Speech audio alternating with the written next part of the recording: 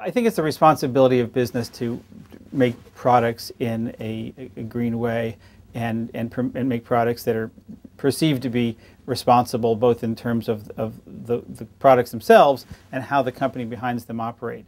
Companies can only go so far in terms of getting people to eat well or exercise or not abuse their bodies in any number of different ways and not abuse the planet as well. But there's a lot that companies can do. Companies have tremendous communications cloud, and a lot of companies I talk to say, well, the customers are demanding that.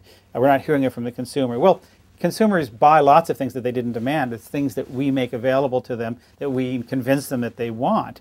And so there's an opportunity here to help promote a lifestyle that's more environmentally responsible, probably healthier for families and communities as well. But they have to, as I said, be better products or perceived to have some value beyond that. Now, people want to change without changing. When it comes to change, people love the noun, hate the verb, right? So it's very hard for people to really want to make dramatic changes in their life unless they see some specific improvement for themselves. So the unfortunate part, but it is the reality, is that when it comes to quote unquote saving the planet, it's really about what's in it for me first, and then the planet. So I'm not going to make a big change in my life. I'm not going to switch brands. I'm not going to go out of my way. Pretty much sure I'm not going to pay any more for the privilege of doing the right thing. I have to get something out of that. And maybe it's just pride. Maybe, and some people do that. Maybe it's a badge of honor, or maybe it's just self-satisfaction. But in more cases than not, it has to be some financial or performance or other kind of benefit. So I think to the extent that companies can help us understand what those benefits are and can in fact design products and services that aren't just greener but better, there will be opportunities here. One of the other realities is that companies aren't very good at storytelling around this stuff. Companies are really good at storytelling in general, but when it comes to the environment, storytelling takes on a particularly important part of this. Because when you think about what we're talking about here, on one hand, we're talking about incredible, complex, geeky, scientific, technical issues about which even the experts don't always agree. And on the other hand, we're talking about our bodies and our families and our kids and our community and our future and our planet. So it's head and heart, right? And if you've ever spent any time talking to anyone about this, you know that if you go 1 millimeter too far in either direction, you lose your audience. You're either too over your head, I don't know what you're talking about, this is just too complex for me, or you're too sort of California woo-woo around this, and you lose your audience in either case.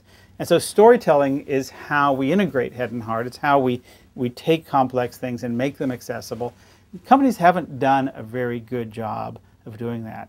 There's this line that's just, if I just say Kermit, you'll know exactly what the line is. It's, it ain't that easy being green, is the song lyric that Kermit sang. You know how long ago that was? 41 years ago, 1969. It's older than Earth Day. And that still represents the state of the art of green marketing. I get press releases every day, come-ons, pitches, advertising, slicks, all kinds of things from copywriters and ad agencies and PR firms and the like. And I know that the person, they contain that Kermit line, or some version of it isn't that easy. And I know that the copywriter who wrote that thinks that she or he is the most clever person for having come up with that. And the fact is, it's tired, it's hackneyed, and it's not even true. It's not that easy being green. It actually takes some work. So we need to find better ways to communicate and tell those stories. In the 1990s, during the dot-com boom of the late 90s, there was this axiom that content is king. That those companies that had content would be the ones that ruled the universe in the new connected digital internet world. And a lot of those companies, most of them went away. And it turns out that it wasn't content that was king, it was context. Context is king. And if you look at the companies that survived, the eBays and Googles and Yahoos and others. Those are the ones that, Craigslist, and those are the firms that make sense of all this massive information out there. They give it some kind of context, some ability to organize and find things, and have things elevate to things that are the most important of all and relative to your interests or relative to that of your friends. And so in context is what's missing here in terms of company storytelling. They want to know that something is good or better for the environment. They want to know the context. Because if you say, well, this is green and therefore you should buy it, and say, well, how green, and what, is it really green, or how does it, is that part of is that the only issue this product has, and are you as a company trying to say you're green as a result of that? So I think people want to know that you understand as a company what your environmental issues are. They want to know that you know your problems, that you've done your homework, and then they want to know that you're on the case, that you're doing something about that you've got some plan and some kind of commitment, and that you have some, and that you're talking about this openly and authentically, not just waving your arms and quoting Kermit and saying, hey, ain't we green, but actually putting it into context and giving it some sense of, this is what we're doing right now, but this is part of a journey that we're on.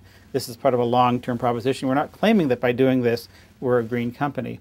I think that people the companies that can demonstrate that they understand their problems from an environmental perspective, have a plan in place to do something about it, even if it's long-term and imperfect and never gets them to be perfectly good, which no company really ever will be, and are talking about that openly and authentically, will be will have laid a foundation for being able to make specific environmental claims and put out environmental products and talk about environmental issues in a credible way.